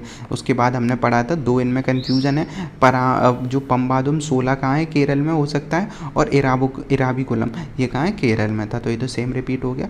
इसके बाद कुछ टर्म आती हैं, जैसे जब हम म्यूचुअलिज्म, परस्परता और परजीविता और सहभोजिता की बात करते हैं, तो सबसे पहले देखें सहभोजिता, क्योंकि 1-2 याद होगा तो दूसरे अपने आप से लग जाएंगे ऑप्शन में। सहभोजिता का मतलब होता है एक को लाभ हो रहा है, दूसरे को नुकसान ना पहुंचे। ऐसा इसे समझो, जब हम भंडारा खाना जाते हैं, जैसे हमारे यहाँ कोई त्यौहार होता है तो भंडारे होते हैं, तो भंडारे खाने जब हम जाते हैं तो हमारा पेट तो भर जाएगा, तो एक व्यक्ति गया उसका पेट भर गया, तो इससे तो पॉजिटिव हो गया, इसका फ़ायदा हो गया। पर जो भंडारा कर रहा था, क्या उसका कोई नुकसान हुआ? नहीं, वो तो हज़ारों लोगों को खिला रहा था ना, तो उसमें से अगर एक ने एक्स्ट्रा खा लिया तो उसका तो कोई नुकसान नहीं हो रहा, बल्कि इसका फ़ायदा हो गया। तो यही है सहभोजिता, एक का लाभ, दूसरे का कोई नुकसान नहीं होता है, यही चीज़ है। कुछ एपीफाइट पौधे, अब ऐसे ही सोचो, एक बहुत बड़ा वृक्ष है और इस पर कोई एक छोटा वृक्ष उगाया, मतलब बहुत बड़ा पौधा, इस पर कोई फूल का पेड़ उगाया। अब ऐसा थोड़ी ना इस पेड़ को कोई दिक्कत हो गई है, बल्कि दूसरे पेड़ को फ़ायदा हो गया है। तो ये है। इसके बाद परजीविता नामी है पैरासाइट क्या होते हैं? खुद को लाभ हो जाएगा, दूसरे को नुकसान पहुंचा देंगे, जैसे मच्छर वगैरह या कीट वगैरह होते हैं। पारस्परिकता, म्यूचुअलिज्म क्या होता है? दोनों प्रजातियों को लाभ मिलता है, जैसे मधुमक्खियाँ फूलों से रस लेती हैं और उसी के साथ फूलों के जो बीज होते हैं फूलों के, उन्हें दूसरी जगह छोड़ देती है, इससे पौधे दूसरी जगह उगाते हैं, पॉलिनेशन जैसे कहते हैं। तो ये क्या होगा? म्यूचुअलिज्म। ऐसे ही इसे हम पढ़ते हैं जो समुद्र में शैवाल वगैरह होते हैं, उन सब के संबंध में भी है। इसके बाद जैव विविधता की 3 श्रेणियाँ होती हैं। अभी हमने अल्फा, बीटा, गामा तो पढ़ा था, अब कुछ और देखते हैं। जैसे प्रजाति विविधता होती है। प्रजाति विविधता क्या होती है? किसी क्षेत्र विशेष के भीतर पाई जाने वाली विविधता होती है। जैसे जो अल्फा पढ़ा था वही एक तरीके से सोचो प्रजाति विविधता, कोई एक क्षेत्र ले लो, वहाँ कितने प्रकार के जीव जंतु पेड़ पौधे पाए जा रहे हैं, प्रजाति विविधता। पर अलग है आनुवांशिक विविधता। आनुवांशिक विविधता का मतलब एक प्रजाति में कितनी विविधता है। जैसे जब हम देखते हैं जो कुत्ते होते हैं उनमें कई सारे कुत्ते के प्रकार होते हैं आजकल, तो दसियों प्रकार के, तो ये उनकी क्या होगी, आनुवांशिक विविधता हो गई। कई फूल होते हैं तो वो फूल के कई अलग अलग कलर होते हैं, क्यों, क्योंकि उनका आनुवांशिक विविधता अलग अलग होती है। तो ये देगा। उसके बाद है पारिस्थितिकी विविधता, कि पूरा पारिस्थितिकीय तंत्र ही अलग हो, जैसे कि जल तंत्र है, एक वायु तंत्र है, एक मरुस्थल है, और एक क्या है जो मैंग्रोव वाला है, तो ये सब अलग अलग हो जाएंगे। इसके बाद जैव विविधता के मापन अल्फा बीटा गामा स्वस्थानीय वायुस्थानीय, ये सारी चीज़ें हमने कवर कर ली हैं। बायोस्फीयर रिजर्व देखें तो बायोस्फीयर रिजर्व को 3 क्षेत्रों में बांटा जाता है। सबसे पहला आता है कोर, जो नेशनल पार्क वाला भी एरिया कह सकते हैं इसे। तो मान लो एक सर्कल बनाते हैं, ये वाला एरिया कोर एरिया कहलाएगा, और यहाँ कोई मानवीय गतिविधि नहीं होगी, क्योंकि ये सबसे ज़्यादा संरक्षण जीवों को दिया जाएगा। फिर उसके जंगल के बाहर का एक एरिया होगा जो बफर एरिया होगा। अब यहाँ पे भी कुछ सुविधाएं दी जाती है, जैसे पर्यटन के लिए दिया जाएगा, रिसर्च हो सकती है, पर ऐसा नहीं है कोई अपना घर बना के रह लेगा, केवल क्या होगा, रिसर्च हो सकती है और पर्यटक जा सकते हैं। ये बफर एरिया हो गया। फिर होता है ट्रांजिशन एरिया, जो संक्रमण क्षेत्र हो, यहाँ सारी गतिविधियाँ मान्य होती हैं। अब तेंदुओं के संबंध में 2022 में जो रिपोर्ट आई थी, मतलब 22 की रिपोर्ट है, आई 24 में है, क्योंकि 22 से ये रिपोर्ट बनना स्टार्ट हुई, 24 में जारी हुई। अब हमें क्यों पढ़ना है ये, क्योंकि इसमें 12,000 से 13,800 हो गई हैं, मतलब 1,000 संख्या बढ़ गई है तेंदुए की। और रिपोर्ट में मेन जो डाटा है वो ये याद करना है कि सबसे ज़्यादा तेंदुए कहाँ हैं। तो सबसे ज़्यादा तेंदुए की संख्या मध्य प्रदेश में है, और उसके बाद महाराष्ट्र है, और उसके बाद कर्नाटक है। तो सबसे ज़्यादा देखें तो मध्य प्रदेश, महाराष्ट्र और कर्नाटक लाइन से है ये वाला एरिया, तो ये याद रखना है। इसके बाद है सबसे ज़्यादा अगर तेंदुए एक जगह पे देखने हो तो कहाँ पे मिलेंगे, आबादी वाला एक टाइगर रिजर्व, तो मिलेगा वो नागार्जुन श्रीशैलम वाला। अब देखो पूरे मध्य प्रदेश में सबसे ज़्यादा तेंदुए, पर एक टाइगर रिजर्व में अगर पूछा है तो नागार्जुन श्रीशैलम में। पर उच्च घनत्व तो पूछा जाए, घनत्व मतलब एरिया कम है और वहाँ ज़्यादा है उनकी संख्या, तो घनत्व तो सरिस्का में है, राजस्थान वाला एरिया, राजस्थान। इसके बाद बात करें, तेंदुआ देख लिया, मध्य प्रदेश, महाराष्ट्र, कर्नाटक। उसके बाद है अनुसंधान केंद्र है कृषि के, ये हमेशा आता है, पिछली बार भी आया था ये वाला शुष्क अनुसंधान का पिछली बार, तो ये पूछा जाता है। जैसे एक द्वीप कृषि अनुसंधान संस्थान, तो द्वीप कृषि कहाँ है, पोर्ट ब्लेयर में। पोर्ट ब्लेयर कहाँ है, अंडमान निकोबार में। तो अंडमान निकोबार में द्वीप कृषि होगी, तो ऐसे याद कर लेना, द्वीप कृषि अनुसंधान पोर्ट ब्लेयर। दलहन अनुसंधान हमेशा याद ही रहता है, कानपुर वाले एरिया में, क्योंकि यूपी स्पेशल में भी इसे पढ़ना होता है। शुष्क क्षेत्र अनुसंधान जोधपुर में है। कादन मतलब मोटे अनाज, तो मोटे अनाज के लिए कहाँ पे है, हैदराबाद में है। तो मोटे अनाज का अनुसंधान केंद्र कहाँ है, हैदराबाद में। इसका पक्षी अनुसंधान इज्जतनगर में, तो पक्षी की इज्जत करनी है, इज्जतनगर में है। कहाँ पे है, बरेली वाले एरिया में है।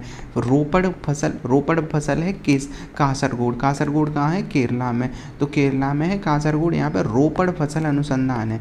इसके बाद है खारा जल, मतलब समुद्र का जो जल है वहाँ पे जल कृषि का मतलब एक तरीके से मछली, शैवाल, इन सब का उत्पादन ही किया जाता है। ये कहाँ है, चेन्नई में है। तो अब सोचो समुद्र से लगा हुआ है, तो यहाँ पे क्या है, जल की कृषि की जाती है।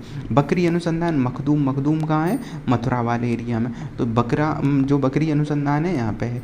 इसके बाद है भारतीय बागवानी अनुसंधान, बागवानी के लिए कहाँ है, बेंगलोर बड़ा शहर है, तो यहाँ पे बहुत सारे बाग होंगे, ऐसे याद कर लें, तो बागवानी है। कृषि अभियांत्रिकी का मतलब है मशीनरी, मशीन, जैसे ट्रैक्टर बनना है, थ्रेसर, ये मतलब जो कृषि से जुड़ी मशीनें होती हैं उनके रिसर्च के लिए, उनके अनुसंधान के लिए जो केंद्र है वो कहाँ पे है, भोपाल में है। कपास, अब कपास कहाँ मिलता है, जहाँ काली मिट्टी मिलती है, मतलब मध्य प्रदेश हो गया, गुजरात हो गया और महाराष्ट्र वाले एरिया में हो गया। पर कपास का जो अनुसंधान केंद्र है वो कहाँ है, नागपुर वाले एरिया में। मत्स्य प्रौद्योगिकी कोचीन केरल में, अभी खारे जल वाला देखा था वो इस साइड था, पर मछली की प्रौद्योगिकी वाला कोचीन में है। समुद्री मत्स्य तो एक ही है, बस नाम हिंदी इंग्लिश का है वो है। आलू का देखें तो शिमला में है आलू। मृदा विज्ञान के लिए कहाँ है, ये भी भोपाल में, जहाँ मशीनरी थी वहीं मृदा विज्ञान का है। इसके बाद देखें, अगर हम जो FSSAI फसाई है जो भारत में, ये खाद्य सुरक्षा के लिए, जैसे फूड की जो सेफ्टी होती है, जब भी हम कोई उत्पाद लेते हैं तो उस पर लिखा होता है ना कि इसके द्वारा अप्रूव है, तो ये कब बना था खाद्य सुरक्षा मानक प्राधिकरण, तो 2006 में अधिनियम आया था, उसके तहत 2008 में बना था। और इसका जो मंत्रालय है वो स्वास्थ्य एवं परिवार कल्याण मंत्रालय, क्योंकि जो ये काम करता है खाद्य सुरक्षा का, तो स्वास्थ्य के लिए ही तो है। इसका मुख्यालय कहाँ है? नई दिल्ली में। इसके 6 केंद्रीय वो क्षेत्रीय कार्यालय, मतलब 6 छोटे छोटे कार्यालय हैं। अब चूंकि उत्तर प्रदेश दिल्ली के पास है तो दिल्ली में वैसे ही मुख्य है, तो उत्तर प्रदेश में अलग से कार्यालय नहीं है। इसके बाद है, इसमें संरचना क्या है? एक अध्यक्ष और 22 सदस्य होंगे, लेकिन 1/3 इसमें महिलाएं होंगी। इसमें बाकी सारी चीज़ें, मतलब खाद्यान्न को सुरक्षित रखना और ये सब है। इसके बाद है गाय और भैंस की नस्लें। कभी कभी आ जाता है एक आध क्वेश्चन कि कौन सी गाय की भैंस की नस्लें हैं। तो गाय की जब नस्लें की बात करें तो गिर, साहिवाल, लाल सिंधी, थारपारकर, हरियाणा, तो ये हैं गाय की नस्लें। तो याद रखना है गिर, साहिवाल, 1-2 याद रखनी है। लाल सिंधी, तो लाल कलर की क्या होती है? गाय होती है, तो लाल सिंधी, थारपारकर और हरियाणा। भैंस की अगर नस्लें देखें तो एक है मुर्रा, सुरती, जाफराबादी, भदावरी और नीली रावी। तो मुर्रा, जाफराबादी, इन 2 के नाम याद रखने, भदावरी भी याद रख सकते हैं। विदेशी नस्लें जो भारत में, जैसे है जर्सी वाला, और उसके बाद हॉलिस्टीन फ्रीजिया जो सबसे ज़्यादा दूध के लिए जानी जाती है। ब्राउन स्विस, यहाँ पे भी क्या है? लाल सिंधी, ब्राउन स्विस, ऐसे कलर वाली क्या है? गाय हैं। उसके बाद रेड डेन, ये कुछ गाय की प्रजातियाँ। मवेशियों की शीर्ष 10 नस्लें जो हैं, उनमें सिरोही, झकराना, सुरती, तो ये कुछ नाम है, इनको देख सकते हैं, पर ज़्यादा एकदम तरीके से बहुत ज़्यादा इंपॉर्टेंट नहीं है। बकरियों की नस्लें देखें तो बकरियों का तो आता नहीं है ज़्यादातर, बस ये याद रख सकते हैं कि जैसे यहाँ पे मालावारी है, जमुनापारी है, देशी नस्लें, इन 2 को याद रखना है। इसके बाद बात करें ज्वालामुखी से निकलने वाली गैसें, तो जो जब ज्वालामुखी विस्फोट होता है तो ज्वालामुखी विस्फोट से कई सारी गैसें निकलती हैं बाहर। तो क्या निकलता है? सबसे पहले जलवाष्प। अब सोचो, पानी नीचे, तो पानी है ना, तो नीचे पानी है, तो जब ज्वालामुखी में विस्फोट होगा तो पानी तो निकलेगा ही, तो H2O जलवाष्प निकलता है। कार्बन डाइऑक्साइड, कुछ भी जलता है, कुछ होता है तो कार्बन डाइऑक्साइड तो गैस निकलेगी। इसके बाद है जल है तो हाइड्रोजन हो गया, हाइड्रोजन सल्फाइड होंगे, क्योंकि इसमें क्या होता है? सल्फर है। कार्बन मोनोऑक्साइड है, कोई चीज़ जलती है तो जैसे CO2 होता है वैसे ही कार्बन मोनोऑक्साइड भी है। हाइड्रोजन क्लोराइड है, हीलियम है, अब ये थोड़ा इंपॉर्टेंट रहेगा, हीलियम और सल्फर डाइऑक्साइड, तो इन 2 के नाम थोड़ा याद रखना, बाकी तो लग जाएंगे।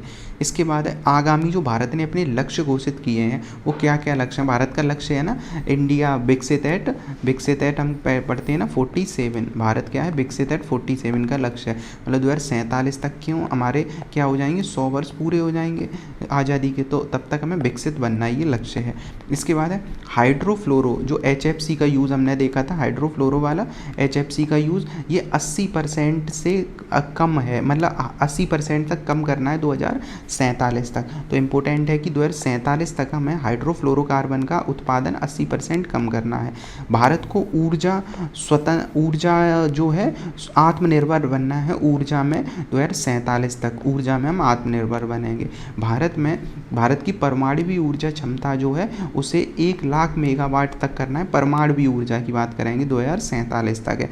उसके बाद है पोर्ट निर्माण में आत्मनिर्भर बनना है, मतलब जो पोर्ट वगैरह होंगे 2047 तक। मुंबई में शून्य कार्बन उत्सर्जन 2050 तक, और सबसे मेन है ये भारत नेट जीरो बनेगा 2047 तक, मतलब हम कार्बन का जितना उत्सर्जन करेंगे उतना अवशोषण भी करेंगे। तो ये कब तक हो जाएगा? जीरो बैलेंस हमें 2070 तक करना है। कुछ लक्ष्य 2030 तक है, जैसे 100 मीट्रिक टन कोयला गैसीकरण प्राप्त करने का लक्ष्य है। कोयला गैसीकरण क्या होता है? एक तो कोयला हम बाहर जला देते हैं तो प्रदूषण भारी हो जाता है, ऐसा होना कि हम ज़मीन में जो कोयला पाया जा रहा है वहीं कोयले को जलाएं और उससे गैस निकालें और फिर वो गैस का यूज़ करें, तो इससे क्या हो जाएगा? ज़्यादा प्रदूषण नहीं होगा ना। तो ये 100 मीट्रिक टन का लक्ष्य है इस गैसीकरण का 2030 तक। इसके बाद 500 गीगावाट अक्षय ऊर्जा प्राप्त करना है। कितना? 500 गीगावाट रिन्यूएबल एनर्जी प्राप्त करना है 2030 तक। 280 गीगावाट सौर ऊर्जा प्राप्त करने का लक्ष्य।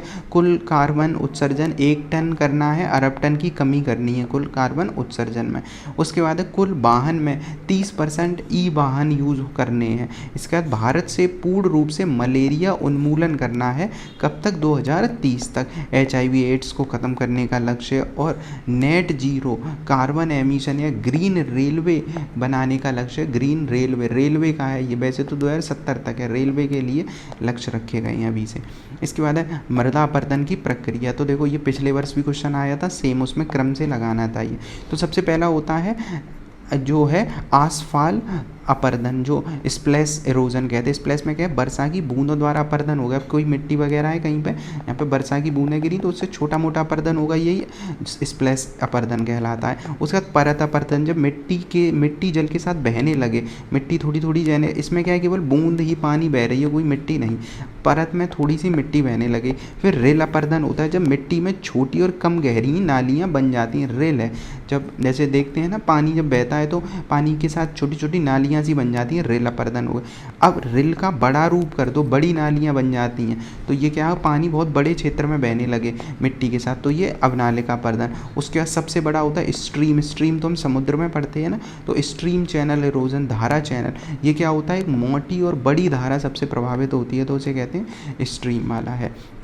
अब बात करें कुछ कोप क्या होता है, कॉन्फ्रेंस ऑफ पार्टीज़, मतलब बैठते हैं लोग किस लिए, पर्यावरण को संरक्षण करने के लिए। तो उनमें कुछ हम अगर देखें, कोप 26 ग्लासगो स्विट्ज़रलैंड में हुआ है, कोप 27 मिस्र में है ये, और उसके बाद कोप 28 यूएई में, कोप 29 अज़रबैजान में, मेन है कोप 33 जो भारत में होगा 2028 में, इसे याद रखना है। बाकी ये अभी चल रही हैं, जैसे अज़रबैजान का होना है और अज़रबैजान ब्राज़ील, तो ये भी याद रख सकते, दो मतलब ये 3 भले ना याद रहें, ये 3 याद रहें लास्ट के, 29, 30 और 33 वाला। तो 29 का है अज़रबैजान में, 30 ब्राज़ील में है।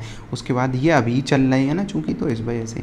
इसके बाद भारत में 18 बायोस्फीयर जैव मंडल रिजर्व है, बायोस्फीयर रिजर्व। इनको कुछ मतलब ज़्यादातर तो याद ही रहते हैं जब हम नेशनल पार्क याद करते हैं, इन्हें कुछ देखते हैं। ऐसे सबसे पहला पूछ लेगा तो सबसे पहला बायोस्फीयर रिजर्व 1986 में नीलगिरी बना था, तो ये याद रखना, नीलगिरी सबसे पहला था, तो ये याद रखना। उसके बाद इसमें एक होगा गिर वाला जो सबसे बड़ा है, तो गिर वाला होगा कहीं पे, तो गिर का बड़ा है ये रहा, कच्छ का रण, मतलब गिर का मतलब कच्छ का रण गुजरात में है जो, वो सबसे बड़ा है। तो 2 हो गए, ये याद रखने, सबसे पहला नीलगिरी और सबसे बड़ा कौन सा है, ये वाला कच्छ का रण वाला सबसे बड़ा है, तो 2 याद रखने। इसके बाद बाकी जो हम नेशनल पार्क पढ़ते हैं वही सेम नंबर है, जैसे नंदा देवी उत्तराखंड में, नौकरे कहाँ है, मेघालय में, मन्नार की खाड़ी तमिलनाडु में है, सुंदरबन पश्चिम बंगाल में, मानस असम में, सिमलीपाल कहाँ पे, उड़ीसा में, ग्रेट निकोबार कहाँ होगा, निकोबार में ही है, डिब्रू सैखोवा असम में, दिहांग दिबांग अरुणाचल प्रदेश में, पंचमढ़ी मध्य प्रदेश में, सबसे आसानी है, कंचनजंगा सिक्किम में है, कंचनजंगा चोटी हुई है,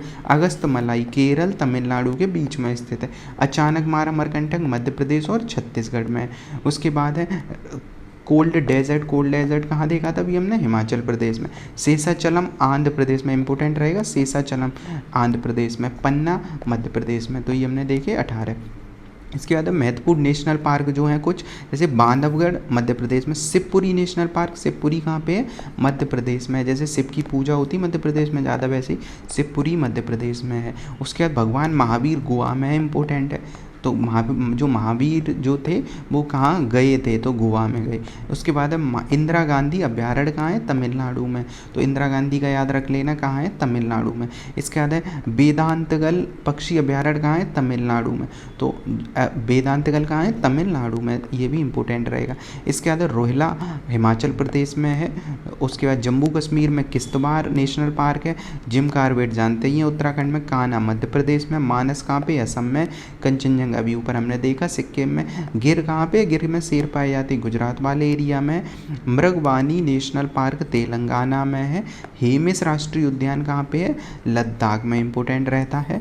नंदा देवी याद ही रहेगा उत्तराखंड में, नामेरी कहाँ पे, असम में है, इसे याद रखना है नामेरी को, क्योंकि अरुणाचल प्रदेश से कंफ्यूज हो सकते हैं। नामेरी है कहाँ पे, असम में है। इसके बाद है कैबुल लामजाओ नेशनल पार्क, ये कहाँ पे, मणिपुर में, थोड़ा गलत है, कैबुल लामजाओ नेशनल पार्क मणिपुर में है। सिमली पार्क कहाँ पे है, उड़ीसा में है। कूनो कहाँ पे है, मध्य प्रदेश में है, कूनो मध्य प्रदेश में। पेंच कहाँ है, पेंच मध्य प्रदेश में है। तो ये हमने देखे नेशनल पार्क जो मेन थे। इसके बाद कुछ पर्यावरण के कन्वेंशन, जैसे 1971 में रामसर हुआ था ना, रामसर शहर कहाँ पे है, ये ईरान में। तो यहाँ पे हमें क्या है, वेटलैंड, जो रामसर साइट्स होती हैं वेटलैंड, उनको संरक्षण करने के लिए आया था 1975 में ये लागू हुआ था। एक है वॉन कन्वेंशन, जंगली जानवरों और प्रवासी प्रजातियों के संरक्षण के लिए। तो जैसे जंगली जानवरों से वॉर्न किया जाता है ना, डरा मतलब चेतावनी दी जाती, तो वॉन कन्वेंशन है, 79 में आया था, 83 में लागू हुआ था। वियना कन्वेंशन ओजोन परत के लिए है, और इसी का अगला रूप है मॉन्ट्रियल प्रोटोकॉल वियना कन्वेंशन का। तो ओजोन परत के संबंध में 1985 में अपनाया गया था, 88 में लागू हुआ था। और ओजोन के लिए कौन सा है, मॉन्ट्रियल। दो पूछे जाते हैं, एक मॉन्ट्रेक्स पूछा जाता है, एक मॉन्ट्रियल। मॉन्ट्रियल है प्रोटोकॉल ओजोन के लिए, याद रखना। 87 में अपनाया गया था, 89 में ये लागू हुआ था। बेसल कन्वेंशन किसके लिए, खतरनाक अपशिष्टों का सीमा पार, जैसे मान लो भारत में कोई देश है, वो यहाँ पे अपने खतरनाक अपशिष्ट यहाँ पे डंप कर दे, बेच दे, ऐसी चीज़। तो खतरनाक अपशिष्ट जो है, कचरा है, उनको गतिविधियों पर रोक लगाता है, ये 92 में ये लागू हुआ था। जैव विविधता पर कन्वेंशन, जब जो रियो डी जेनेरियो में सम्मेलन हुआ था 1992 में, तभी ये अपनाया गया था जैव विविधता का कन्वेंशन, CBD लागू हुआ था 1993 में। क्योटो प्रोटोकॉल 97 में आया था, किसके लिए, ग्रीन हाउस गैस के लिए। और लागू कब हुआ, 2005 में हुआ था। उसके बाद कुछ और देखें, जैसे रॉटरडम कन्वेंशन ये आया था, रासायनिक, खतरनाक रासायनिक और कीटनाशक हैं, तो रॉटरडम कीटनाशकों के लिए आया था। उनकी समुचित प्रक्रिया से ज़्यादा कीटनाशक नुकसान भी तो पहुंचाते हैं, तो कीटनाशक के लिए आया था, 2004 में ये लागू हुआ था। स्टॉकहोम कन्वेंशन 2001 में आया था, जो POP होते हैं ना, जो पॉल्यूटेंट होते हैं, उनके लिए, परसिस्टेंट पॉल्यूटेंट, 2004 में लागू हुआ। मिनीमाता सबसे फेमस होता है, मिनीमाता, तो पारा के लिए ये अपनाया गया था, मतलब पारा के प्रभाव को रोकने के लिए, 2017 में लागू हुआ, 13 में आया था। कार्टाजेना 2002 में आया था, मतलब 2000 में आया था, 2003 में लागू हुआ था। तो नए साल का केक काटा गया था 2000 का, तो 2003 में। नगोया प्रोटोकॉल अभी देगा, आनुवांशिक संसाधनों के लिए था, 2014 में ये लागू हुआ था। किंगाली कन्वेंशन ओजोन क्षरण के लिए, मॉन्ट्रियल है, मॉन्ट्रियल में चेंज किया गया थोड़ा 2016 में, तो उसे किंगाली कहते हैं, और लागू हो पाया ये 2019 में। तो ये पूछा सकता है मॉन्ट्रियल का अपडेट क्या है, तो वही है किंगाली समझौता है। इसके बाद बात करें अनुसंधान केंद्र भारत के, जैसे हिमालयन वन अनुसंधान कहाँ है, हिमाचल प्रदेश में। वर्षा वन अनुसंधान कहाँ है, जोरहाट कहाँ है, असम में। अब देखो, असम मेघालय की तरफ वर्षा ज़्यादा होती है, तो वर्षा वन अनुसंधान जोरहाट असम में है। उष्णकटिबंधीय वन अनुसंधान जबलपुर MP। उसके बाद केंद्रीय भाषा अनुसंधान मैसूर में, मैसूर मशहूर है भाषाओं के लिए, तो ऐसे याद कर सकते हैं। केंद्रीय औषधि लखनऊ में है। कृषि प्रणाली अनुसंधान मेरठ में है। कृषि प्रणाली के लिए कहाँ पे है, मेरठ में है। मेरठ में आलू वगैरह का होता रहता है ना, तो कृषि की प्रणाली। राष्ट्रीय कृषि उपयोगी सूक्ष्मजीव ब्यूरो, ये क्या है, मऊ में, कृषि उपयोगी सूक्ष्मजीव ब्यूरो।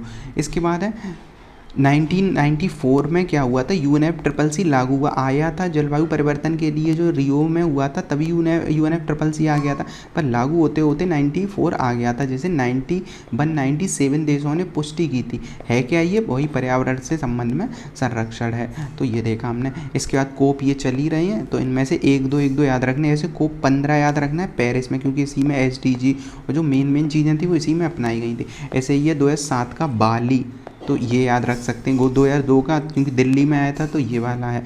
97 क्यूटो हम चूँकि पहले ही पढ़ चुके हैं, तो 2-3 याद रखने, फिर उसके बाद ये चाहे ना याद रहें लास्ट के, मतलब मेन सबसे ज़रूरी हैं, जो अभी एग्ज़ाम के लिए हमें ज़रूरी है। उसके बाद कुछ वर्ड देखें, जो मतलब जिन्होंने कुछ सिद्धांत दिए, शब्द दिए, वो सब है। जैसे प्राकृतिक कृषि के आविष्कार कारक हैं मसानोबू फुफुका, जापान के, जो प्राकृतिक खेती मतलब जैसे पहले खेती होती थी बिना केमिकल वगैरह के यूज़ के, तो प्राकृतिक खेती का आविष्कार किया था मसानोबू फुफुका ने। पारिस्थितिक तंत्र को सिस्टम की बात करते हैं, तो तानसले सिस्टम के लिए। उसके बाद पारिस्थितिकी निशे, जो नीश कहते हैं, जैसे वो ग्रीनहेल्स ने दिया था, निशे है जी असल में NICHE, तो निश्चय है, ये ग्रीनहेल्स ने दिया था। ग्रीन हाउस गैस ये फोरियर ने दिया था, तो ग्रीन हाउस गैस बढ़ रही है ना, तो फोरियर जोसेफ ने दिया था। इकोलॉजी, लॉजी हैक हो जाएगा तो हैकले था, तो अर्नेस्ट हैकले। उसके बाद बायोलॉजिकल डाइवर्सिटी, विविधता वाला, तो ये दिया था दासमैन ने, तो दासमैन ने, रेमंड दासमैन ने। बायोडाइवर्सिटी, ये बायोलॉजिकल डाइवर्सिटी है। अब आया बायोडाइवर्सिटी, जो रोजेन ने दिया था, तो इन दोनों में थोड़ा अंतर याद रखना। ये बायोलॉजिकल डाइवर्सिटी बायोडाइवर्सिटी है और ये बायोडाइवर्सिटी है। बायोस्फीयर रिजर्व सुएस ने दिया था। तो बायोलॉजिकल जो आजकल हम बायोस्फीयर रिजर्व पढ़ते हैं वही नेशनल पार्क से मतलब पूरा एरिया वो सुएस ने दिया था। इकोटोन, इकोटोन क्या है, दो क्षेत्र के बीच वाला एरिया, तो ये इकोटोन ये क्लेमेंट्स ने दिया था इकोटोन वाला एरिया। इसके बाद देखें अगर हम पर्यावरण से संबंधित कुछ अधिनियम भारत में, ऐसे नदी बोर्ड अधिनियम 1956 में आया था। याद करो 1956 में राज्यों का पुनर्गठन हुआ था, तो नदियों के संबंध में विवाद हो सकता था, तो नदी बोर्ड अधिनियम आया था 1956 में। वन्यजीव संरक्षण अधिनियम 1972 में आया था, संशोधन हुआ था 1991 में। जल प्रदूषण के लिए 74 हम पढ़ चुके हैं, ऐसे 88 में इसका संशोधन हुआ था जल प्रदूषण के लिए। उसके बाद जल प्रदूषण के लिए रोकथाम के लिए एक और उपकर अधिनियम आया था, मतलब टैक्स अलग से लगाने के लिए, तो इसमें कुछ चेंज हुआ 77 में। वन संरक्षण 1980 में आया, वायु संरक्षण 81 में आया था, पर्यावरण संरक्षण सबसे इंपॉर्टेंट है 86 में आया था, ये पूरे पर्यावरण के संरक्षण की बात कहता था। 95 में क्या आया था, पर्यावरण न्यायाधिकरण अधिनियम। उसके बाद है 97 में पर्यावरण अपील के लिए आया था। जैव विविधता अधिनियम 2002 आया था। इसके बाद है पर्यावरण नीति आई थी, ये क्या है नीति 2004 में। और वन अधिकार अधिनियम इम्पोर्टेंट है, ये जनजातियों को जो दिया जाता है ना वन अधिकार अधिनियम, तो जनजातियों का एसटी के लिए, वो कब आया था 2006 में आया था। इसके बाद है महत्वपूर्ण शब्दावली, ऐसे सतत विकास को तो हम जानते ही हैं, ब्रंटलैंड ने दिया था ना रिपोर्ट में, अवर कॉमन फ्यूचर। तो ऐसे भावी पीढ़ी के लिए, मतलब अगली पीढ़ी के लिए हमें संसाधनों का ऐसा यूज़ करना है अगली पीढ़ी के लिए बचे। तो एक रिपोर्ट आई थी, ब्रंटलैंड कमीशन ने अपनी रिपोर्ट दी थी अवर कॉमन फ्यूचर।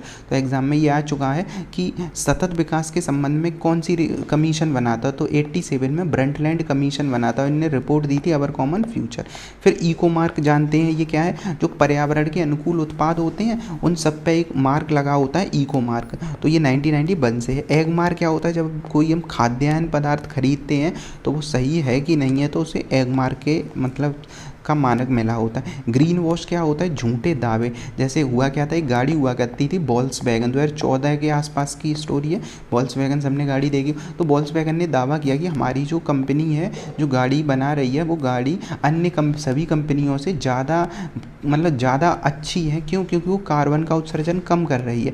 लोगों ने गाड़ियाँ खरीदना स्टार्ट कर दी, क्यों, क्योंकि लोगों को लगा पर्यावरण के अनुकूल है। बाद में पता चला कि अन्य गाड़ियों की अपेक्षा वो ज़्यादा नुकसान पहुँचा रही थी 2-4 साल के बाद, और उसके बाद फिर बहुत विवाद हुआ, केस हुए, ये सारी चीज़ें। तो जो झूठे दावे किए जाते हैं कि पर्यावरण का संरक्षण कर रही है कोई कंपनी, पर वो सब चीज़ें गलत हैं।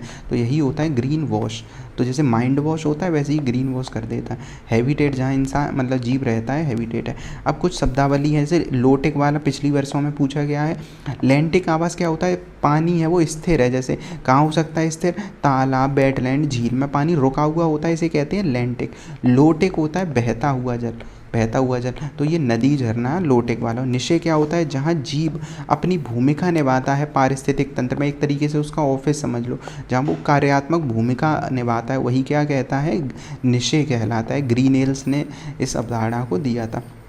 इकोसिस्टम पढ़ चुके हैं। बहन क्षमता क्या होती है, एक पर्यावरण की एक निश्चित क्षमता होती है, इससे ज़्यादा वो बहन नहीं कर सकता, तो कैरिंग कैपेसिटी से कहते हैं। बायो मैग्नीफिकेशन क्या होता है, पिछले वाले वीडियो में मैंने कवर किया था कि उच्च स्तर पर बढ़ते बढ़ते ज़्यादा मात्रा में अपशिष्ट का जमाव होता चला जाता है। ऐसे छोटी मछलियों में मान लो 50 मछलियाँ थी, उनमें थोड़ा थोड़ा प्लास्टिक था, अब इन्हें 5 मछलियों ने खाया, उनमें थोड़ा ज़्यादा प्लास्टिक होगा क्योंकि इन सब का 50 का 5 में जाएगा, फिर इन 5 को एक ने खाया, तो सबसे ज़्यादा प्लास्टिक में रहेगा एक में। तो यही है बायो मैग्नीफिकेशन। इसके बाद पर्यावरण से जुड़े कुछ व्यक्तित्व तो देखें, जैसे रविंद्र कुमार सिन्हा, ये डॉल्फिन मैन ऑफ इंडिया कहलाते हैं रविंद्र कुमार। रामदेव मिश्रा, जैसे बाबा रामदेव पर्यावरण की चीज़ें उत्पाद करते हैं, वैसे ही रामदेव मिश्रा है, ये पारिस्थितिकी के जनक कहे जाते हैं भारत में। नॉर्मन बोरलॉग हरित क्रांति के हैं, तो जानते ही हैं। ये कहाँ के हैं, पूरे दुनिया में हरित क्रांति, पर भारत में हरित क्रांति MS स्वामीनाथन है। सलीम अली पक्षियों के लिए जाने जाते हैं। सुंदरलाल बहुगुणा चिपको आंदोलन के लिए है। अब चिपको आंदोलन का साउथ वर्जन जो है वो है अपिक्को आंदोलन, कर्नाटक में चिपको पेड़ों को बचाने के लिए चलाया गया था ना, तो उसका साउथ वर्जन जो है वो है अपिक्को आंदोलन, ये पांडुरंग हेगड़े ने चलाया था। इसके बाद ये देख ही लिया हमने, वर्गीज कुरियन भारत में दुग्ध क्रांति के जनक माने जाते हैं, जो अमूल स्थापना हुई थी वो यहीं से हुई थी। उसके बाद बाबा आमटे और मेघा पाटेकर, ये दोनों लोग जुड़े हैं नर्मदा बचाओ से, जो नर्मदा नदी पर सरदार सरोवर और अन्य बांध बन रहे थे, जो नर्मदा नदी उस पर बांध बन रहे थे, उसके कारण आसपास के जैव विविधता खराब हो रही थी इस एरिया में। तो बाबा आमटे और मेघा पाटेकर ने ये आंदोलन चलाया था। इसके यहाँ पे ओडम ने क्या दिया था, ईपी ओडम ने, इन्हें कहा जाता है जो पर्यावरण विज्ञान और पारिस्थितिकी के जनक, जो आज हम सब्जेक्ट के रूप में इन्वायरमेंट पढ़ रहे हैं वो यहीं से इनने दिया था, पारिस्थितिकी और पर्यावरण, किसने, ओडम ने। उसके बाद है रिचर्ड सेंट बार्ब बेकर, इन्हें वृक्ष मानव भी कहा जाता है। बेकार वृक्ष बेकार नहीं होते, इन्होंने कहा था। तो बेकर ने वृक्ष मानव भी कहा जाता है। कैलाश सांकला है, इन्हें टाइगर मैन ऑफ इंडिया कहा जाता है, कैलाश सांकला को। इसके बाद ये सब हमने देख लिए। इसमें एक दो अलग मिलेंगे, जैसे कि ये साइलेंट वैली आंदोलन चलाया था केरल वाला M.K. प्रसाद ने। तो साइलेंट रहोगे तो प्रसाद मिलेगा, तो साइलेंट वैली वाला प्रसाद ने चलाया था। बिश्नोई आंदोलन, बिश्नोई जानते ही ये समुदाय जो हिरण के लिए जाना जाता है, स्पेशली हिरण पर्यावरण को ये बहुत ज़्यादा संरक्षित करते हैं। जो सलमान खान का विवाद था वो बिश्नोई कम्युनिटी से ही तो ज़्यादा है, तो जो हिरण मारा था। तो बिश्नोई समुदाय है, बिश्नोई आंदोलन ये चलता है राजस्थान में। इसकी जो मेन हुआ अमृता देवी बिश्नोई ने चलाया था। ये टेहरी बांध सुंदरलाल बहुगुणा का है, तो टेहरी बांध वाला सुंदरलाल बहुगुणा, चिपको भी इनका है, टेहरी बांध भी इन्हीं का है। टेहरी बांध जो उत्तराखंड वगैरह में। ये डोगरी आदिवासी आंदोलन चंडी प्रसाद भट्ट ने चलाया था, डोगरी। नीलगिरी वाला N. गोपाल कृष्णन ने चलाया था, नीलगिरी वाला। मिथुन आंदोलन झारखंड में चला था, ये नागरिका बहिनी और अन्य आदिवासी समूह ग्रुपों ने चलाया था। ये चिल्का में चलाया था पटनायक ने, S.K. पटनायक ने, जैसे बीजू पटनायक उनके CM रह चुके हैं, तो चिल्का में पटनायक ने चलाया था। नर्मदा बचाओ देख चुके हैं अभी। इसके बाद प्रोजेक्ट, ये सब मेन, जैसे 1972 में अपना वन्यजीव संरक्षण अधिनियम आया था, उसी के बाद प्रोजेक्ट 1973 में टाइगर प्रोजेक्ट आया था, टाइगर प्रोजेक्ट। इसके बाद है अगर हम देखें तो एलिफेंट प्रोजेक्ट, एलिफेंट 1992 में आया था। कब आया था, 1992 में प्रोजेक्ट एलिफेंट। इसके बाद है 73 के बाद 74 में क्या आया था, मगरमच्छ संरक्षण के लिए। तो मगरमच्छ संरक्षण के लिए कब आया, 74 में। इसके बाद है तो इम्पोर्टेंट रहेगा प्रोजेक्ट टाइगर के बाद मगरमच्छ संरक्षण आया था, और घड़ियाल उसके अगले वर्ष आया था। मगर का ही एक वर्जन होता है ना घड़ियाल, घड़ियाल का क्या होता है, जो मतलब उनका जो मुंह होता है चौंस टाइप का सा होता है, पतला सा, तो घड़ियाल 1975 में आया था। मगर और ये हो गया। 87 में गैंडा संरक्षण, 96 में लाल पांडाओं का संरक्षण हुआ। कस्तूरी मृग और हंगोल ये दोनों हिरण के प्रकार है और इनका संरक्षण हुआ था 1970 में सबसे पहले। हिम तेंदुआ 2009 में। हंगोल वाला देख ही लिया हमने। गिद्ध संरक्षण कब चला था, 2006 में। उसके बाद हाथी मेरे साथी अभियान देखते हैं, वो 2011 में। और कछुआ प्रोजेक्ट 1999 में चला था। इसके बाद मैप प्रोग्राम 1972-71 से देखते हैं। यूनेस्को ने मैप प्रोग्राम चलाया था, मतलब मैन एंड बायोस्फीयर, मतलब मानव और जो जैव विविधता का संरक्षण। इसके तहत भारत में कुल बायोस्फीयर रिजर्व में 12 है। तो जैसे नीलगिरी, मन्नार की खाड़ी, सुंदरवन, नौक्रेक, पंचमढ़ी, अचानकमार, जो हमने ऊपर लिस्ट भी देखी थी। अब लास्ट जो हमारा है आज कुछ संधियाँ देख लें। जैसे स्टॉकहोम हमने देखा था 1972, इसे पर्यावरण का मैग्ना कार्टा कहा जाता है, क्योंकि जो पर्यावरण की शुरुआत होती है, मतलब चेंज करने, पर्यावरण को संरक्षण करने की, वो यहीं से स्टार्ट होती है। तो स्टॉकहोम को मैग्ना कार्टा कहा जाता है। इसमें किसने ये किया था, तो संयुक्त राष्ट्र का कार्यक्रम UNEP की स्थापना हुई थी यहीं से, और 5 जून को पर्यावरण दिवस मनाया जाता था। तो UNEP की स्थापना इसी के अंतर्गत हुई। मॉन्ट्रियल प्रोटोकॉल 87 में आया। ओजोन परत को संरक्षण करने के लिए प्रथम था।